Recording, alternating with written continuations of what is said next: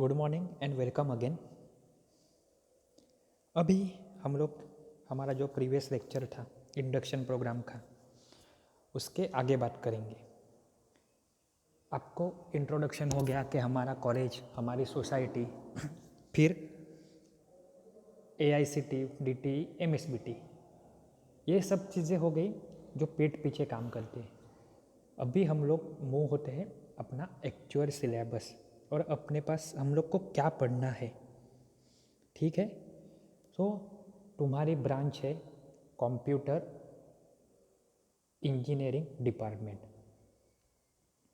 आप सबको मालूम है कि you are from the 10th पास, और जो सेकंड ईयर में रहेंगे वो डायरेक्टली सेकंड ईयर में एडमिशन लिया है, बिकॉज उनका बहुत सारा सिलेबस कवर हो जाता है इन 11 और 12th साइंस। बराबर है। अभी ये जो डिप्लोमा कोर्स है आपके कंप्यूटर का या फिर इन जनरल कोई भी, वो कितने सेमेस्टर का होता है? तो 6 सेमेस्टर का। मैं आपको दिखा रहा हूँ पेपर पे।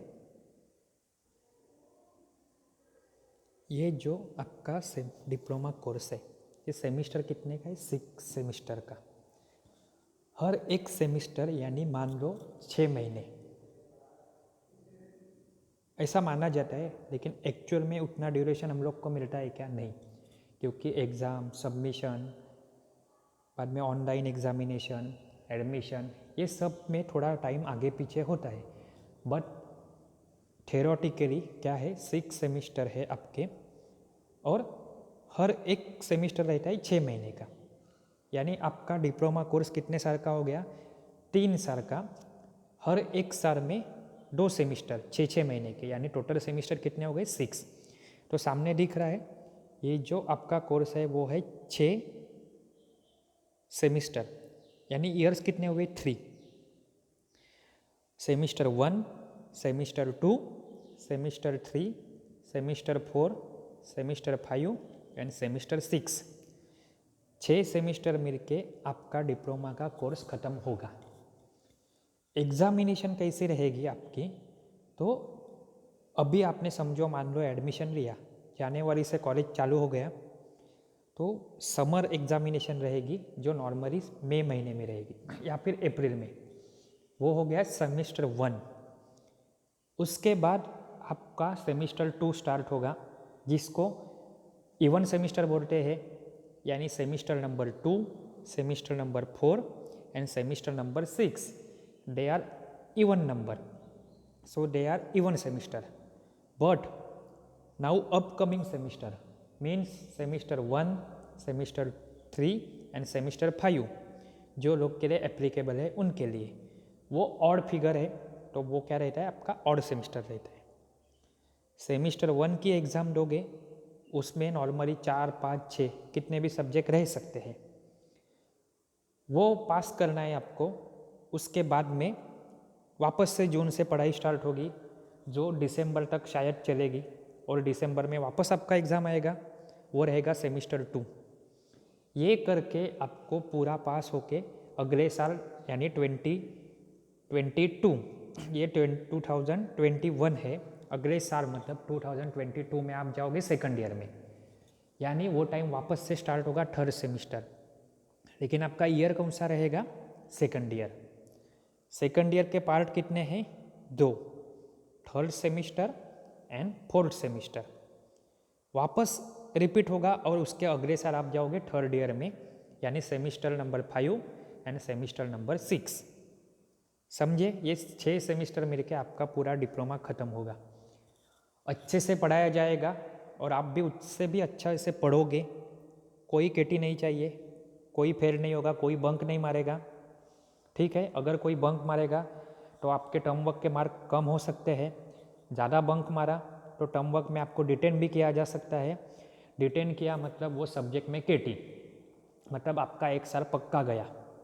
सो आपका कोई दोस्त बोलेगा बाहर का कि चल घूमने जाते हैं, ठीक है घूमो, मज़े करो, बट पढ़ाई छोड़ के नहीं, पढ़ाई को बाजू में रख के नहीं, क्योंकि ये आपके लाइफ के सबसे इम्पोर्टेंट 3 साल है, जो आगे का जितना भी आपका लाइफ है वो आपका लाइफ डिसाइड करेंगे कि आप कैसे जीने वाले हो, कितना कमाने वाले हो, कौन सी जगह पे काम करने वाले हो, धूप में मेहनत से काम करके पैसे कमाने हैं कि अच्छे से एसी ऑफिस में बैठ के काम करके पैसे कमाने हैं, ये कौन डिसाइड करेगा?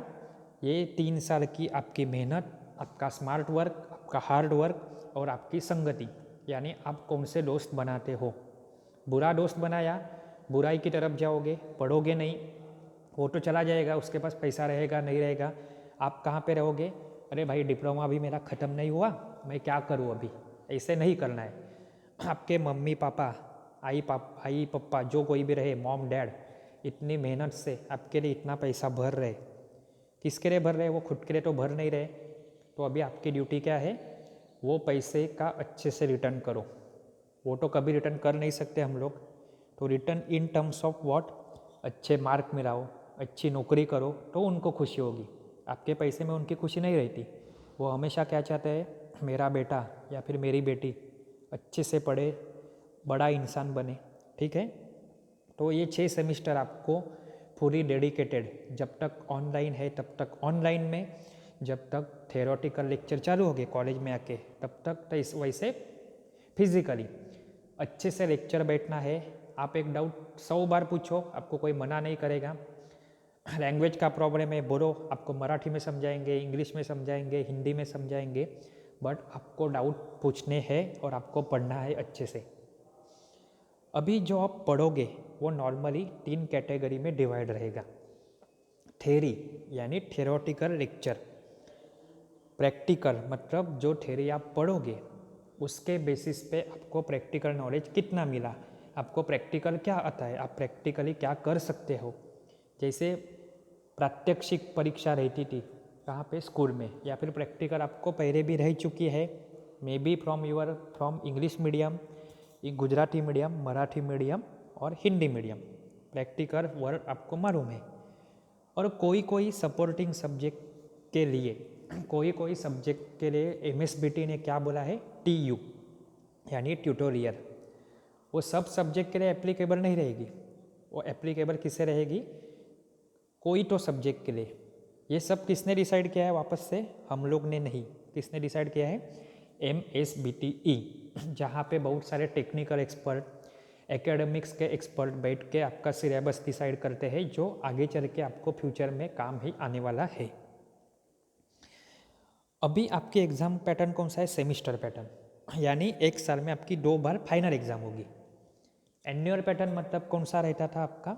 स्कूल का पैटर्न, एक ही साल में पढ़ो और एक ही साल में सब कुछ एग्ज़ाम दे दो। यहाँ पे ऐसे नहीं है।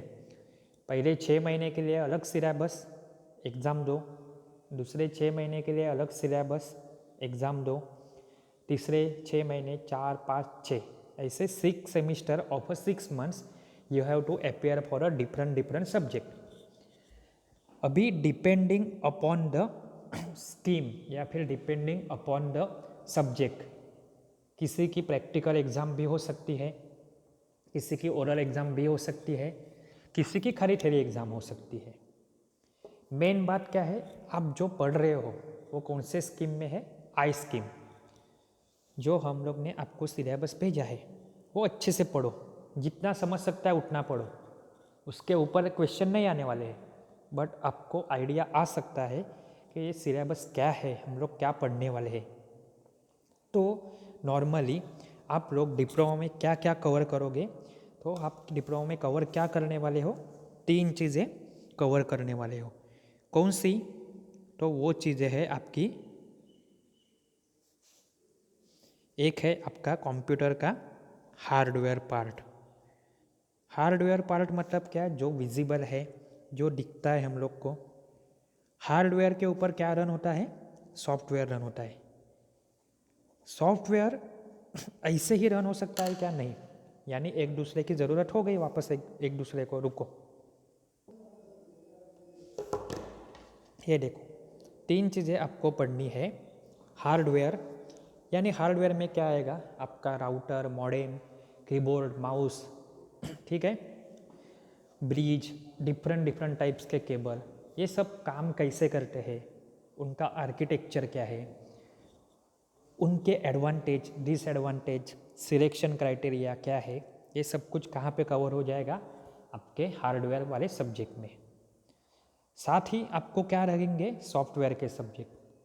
आप डिप्लोमा जब भी ख़त्म करोगे तभी आपको लैंग्वेजेस आएगी, C plus plus, advance Java, .NET की कोई लैंग्वेज रहेगी, PHP, HTML, ऐसी बहुत सारी लैंग्वेज जो कॉलेज से पढ़ाई जाएगी। और ये पढ़ने के साथ आप खुद को इजी रहेगा, कोई भी लैंग्वेज नेट से या बुक से पढ़ो। मतलब मान लो कॉलेज में 5 लैंग्वेजेस पढ़ाई गई तो आप खुद से होके 2 या 3 लैंग्वेज तो इजीली पढ़ सकते हो। ये सब पार्ट आ गया सॉफ्टवेयर का। कंसेप्ट क्या है, सॉफ्टवेयर रन होने के लिए मुझे क्या चाहिए, हार्डवेयर चाहिए। हार्डवेयर खाली कुछ काम का रहता है क्या? Answer is no. Hardware run होने के लिए उसके ऊपर कोई तो सॉफ्टवेयर चाहिए। वो सॉफ्टवेयर कैसे बनाने का, कैसे रन करो, उसमें एरर कैसे निकालो, उसका फ्लो क्या है, वो कहाँ पे अप्लाई करो, डेटा स्ट्रक्चर में अप्लाई करना है कि इमेजिंग यानी ग्राफिक्स के प्रोग्राम में रन करना है, ये सब कुछ आएगा। और main part is the internetworking और नेटवर्किंग। नेटवर्किंग क्या है, कोई भी इंफॉर्मेशन मेरे पास है, मैं अभी कॉलेज में बैठ के आपको लेक्चर सेंड कर रहा हूँ, वो इतना इजीली सेंड नहीं हो रहा है, उसके लिए इंटरनेट चाहिए। इंटरनेट कैसे काम करेगी, राउटर कैसे काम करेगा, मॉडेम कैसे काम करेगा, वाईफाई कैसे काम करता है, वाईफाई का पासवर्ड क्या रहता है, सिक्योरिटी क्या रहती है, ये सब कुछ कहाँ पे आएगा, आपके नेटवर्किंग में। ये छोड़ के मैंने जानबूझ के लिखा नहीं है, ये तो आपको सामने दिख सकता है, लेकिन ये छोड़ के एक बैकग्राउंड में काम करता है आपका डेटाबेस, यानी आपकी इंफॉर्मेशन स्टोरेज सिस्टम। तो उसके रिगार्डिंग सब्जेक्ट भी आपको पढ़ने मिलेंगे। यानी ओवरऑल आपका फर्स्ट ईयर, सेकंड ईयर और थर्ड ईयर मिला के क्या होने वाला है, तो फिजिक्स, केमिस्ट्री जैसे बेसिक सब्जेक्ट, बाद में कंप्यूटर हार्डवेयर वर्कशॉप जैसे हार्डवेयर के सब्जेक्ट, कंप्यूटर नेटवर्क जैसा नेटवर्किंग का सब्जेक्ट, सॉफ्टवेयर डेवलपमेंट के लिए C++, जावा, HTML, PHP, CSS, ऐसे बहुत सारे सपोर्टिंग सब्जेक्ट। एडिशनल नॉलेज के लिए डिजिटल टेक्निक, कंप्यूटर कैसे काम करता है, कंप्यूटर को जो पावर सप्लाई आता है उसके लिए इलेक्ट्रिकल का एक सब्जेक्ट। ये होने के बाद जैसे आप आगे बढ़ोगे तो थर्ड ईयर में आपको मैनेजमेंट करना है सब चीज़ों का। एक कंपनी कोई चला रहे हो या फिर कंपनी में काम कैसे होता है, छोटे एक वाड़ी में भी सेम काम होता है, फार्म में, एक कॉलेज में भी सेम काम होता है और एक बड़े कंपनी में भी सेम होता है। कैसे होता है, कोई हायर अथॉरिटी रहती है, कोई काम करने वाले रहते हैं, तो उनके रूल्स एंड रेगुलेशन, लॉज, ये सब कुछ आप कहाँ पे पढ़ोगे, आपके 3 साल के यानी 6 सेमिस्टर के डिप्लोमा के कोर्स में। कौन सा कोर्स है आपका, कंप्यूटर। अभी रही बात ये सब करके आपको क्या मिलने वाला है, ये जो कुछ अभी दुनिया चल रही है ये किसके ऊपर चल रही है आज की तारीख में, ऑनलाइन। ऐसे कोरोना बराबर है, मार्च 2020 से आया, अभी तक अपना साथ दे रहा है, साथ छोड़ रहा है क्या अपना, नहीं। लेकिन वो टाइम पे भी पढ़ाई लिखाई चालू थी, किसकी दुआ है ये, किसके फायदे से है ये, तो वो है अपना कंप्यूटर डिपार्टमेंट। जो कोई भी ट्रांजैक्शन, जो कोई भी ऑनलाइन क्लासेस हुए, भले वो पढ़ाए कौन सा भी सब्जेक्ट पढ़ाए, मेडिकल पढ़ाए, सिविल पढ़ाए या इलेक्ट्रिकल पढ़ाए या फिर कॉमर्स पढ़ाए, उन्होंने किसके थ्रू पढ़ाया, एक सॉफ्टवेयर मोबाइल पे, एक सॉफ्टवेयर लैपटॉप पे, किसने बनाया, कंप्यूटर इंजीनियर ने। नेटवर्किंग किसने किया, कंप्यूटर इंजीनियर ने। सैटेलाइट का प्रोग्रामिंग डिज़ाइन किसने किया, कंप्यूटर इंजीनियर ने। सामने वाले के पास इंफॉर्मेशन जाती है, राउटर डिज़ाइन, उसका वर्किंग आर्किटेक्चर किसने बनाया, कंप्यूटर इंजीनियर ने। वो सामने वाला व्यू कर रहा है, वो तो खाली क्लिक करता है, किसको क्या समझता है, वेबसाइट क्या है, ईमेल एड्रेस क्या है, वो सब करने वाला, समझाने वाला कौन है आज की तारीख में, कंप्यूटर इंजीनियर। मतलब हमारा रोल इतना बड़ा है कि न जानते हुए भी हम लोग कितने बड़े हैं ये हम लोग खुद नहीं जान सकते। अभी भी मैं आपको लेक्चर डिलीवर कर रहा हूँ, वो एक सॉफ्टवेयर में दे रहा हूँ, मोबाइल के थ्रू, इंटरनेट के थ्रू वापस से आपका मोबाइल। सब किसकी रिवॉल्यूशन है, तो वो है कंप्यूटर की। एक ऐसा फील्ड जो धीरे धीरे ऊपर आया और अभी ड्रास्टिकली बहुत ऊपर आ रहा है, जो कभी मर नहीं सकता, ठीक है ना। उसके लिए वर्ड यही है। ऐसा कभी सोच सकते हो कंप्यूटर, लैपटॉप, मोबाइल को माइनस कर दो आपके लाइफ से? कभी नहीं हो सकता अभी, क्योंकि डिपेंडेंसी इतनी बढ़ गई है कि उनकी ज़रूरत हर एक जगह पे लगने वाली ही है। आप एडमिशन के लिए आते हो, कंप्यूटर रखता है, OTP आता है, थ्रू द नेटवर्किंग आता है, एडमिशन कंफर्म करते हो, OTP आता है, कॉलेज में पढ़ते हो, PPT चाहिए, कॉलेज में प्रोग्रामिंग करते हो, PPT चाहिए, सॉफ्टवेयर चाहिए, मैकेनिकल का AutoCAD सॉफ्टवेयर आया, इलेक्ट्रिकल का कोई सॉफ्टवेयर, उसके लिए भी कंप्यूटर चाहिए, CA के पास जाओ, कंप्यूटर चाहिए, बड़े बड़े इसरो या फिर सैटेलाइट की कंपनी से लेके सैटेलाइट लॉन्चिंग, कंप्यूटर चाहिए, बैंक में जाओ, कंप्यूटर चाहिए। मतलब अपना फील्ड एक एवरग्रीन फील्ड है, और जिसका जहाँ जहाँ पे प्रॉब्लम है वहाँ पे इसका यही सॉल्यूशन देने वाला है, और यही अपना सॉल्यूशन है। क्यों?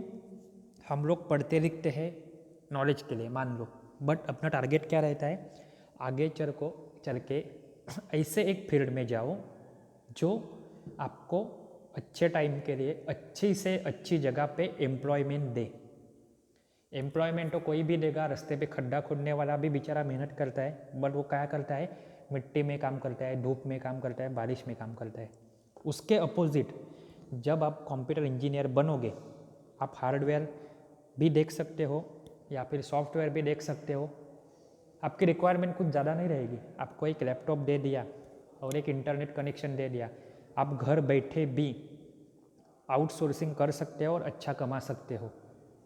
किसी को इंटरेस्ट है कि मुझे बड़ी IT कंपनी में ही जाना है, बहुत सारे जॉब है, क्योंकि हमारा फील्ड हर एक फील्ड को इफेक्ट करता है। एक्सरे मशीन, डॉक्टर के पास जाते हो, वहाँ पे भी कंप्यूटर रखता है, मरीन इंजीनियरिंग में भी कंप्यूटर रखता है, यानी अपने फील्ड से किसी को छुटकारा है क्या? कभी नहीं। तो यही चीज़ आपके फ़ायदे की रहेगी कि आप ऐसे फील्ड में हो कि आपकी एम्प्लॉयमेंट हमेशा रहेगी, कि आप कौन से भी फील्ड में जाओ, कहीं ना कहीं आपके लिए कोई ना कोई पोस्ट रहेगी। रेलवे, ऐसा नहीं है कि रेलवे के लिए मैकेनिकल इंजीनियर चाहिए, सिग्नल सिस्टम रहती है, ऑटोमेटेड सिस्टम रहती है, उनका प्रोग्रामिंग रहता है, कौन से टाइम पे कौन से ट्रेन कहाँ से गुजरेगी। आ गया कंप्यूटर फील्ड। बस के लिए रिजर्वेशन सिस्टम, हर एक जगह पे आपको क्या लगने वाला है? कंप्यूटर। ये सब कुछ कनेक्ट करने वाले कौन है? आपके नेटवर्किंग। मतलब ये फील्ड और बढ़ सकता है, उतनी नौकरियाँ, उतनी एम्प्लॉयमेंट बढ़ सकती है। आज के तारीख में ATM मशीन में जाते हो, ATM का वर्किंग, ऑनलाइन पेमेंट वर्किंग इतना इजी हो गया है। एक कोड स्कैन करते हो, 1 सेकंड में पैसे कट होते हैं और आपका प्रिंट सामने जनरेट होता है। ये सब फायदे किसके हैं? कंप्यूटर के। ये सब से कंप्यूटर माइनस कर दो, हम लोग किधर के किधर चले जाएंगे? हिस्ट्री में। समझिए आपके फील्ड की वैल्यू। तो आपको अच्छे से पढ़ना है, ठीक है। किसी को चाहिए कि सर मुझे नौकरी नहीं करनी है, मुझे किसी के पास जाना नहीं है, शायद उनके पास फंडिंग की कमी ना हो, तो वो क्या कर सकते हैं? खुद का एक बड़ा दुकान खोल दिया अपने ही गांव में।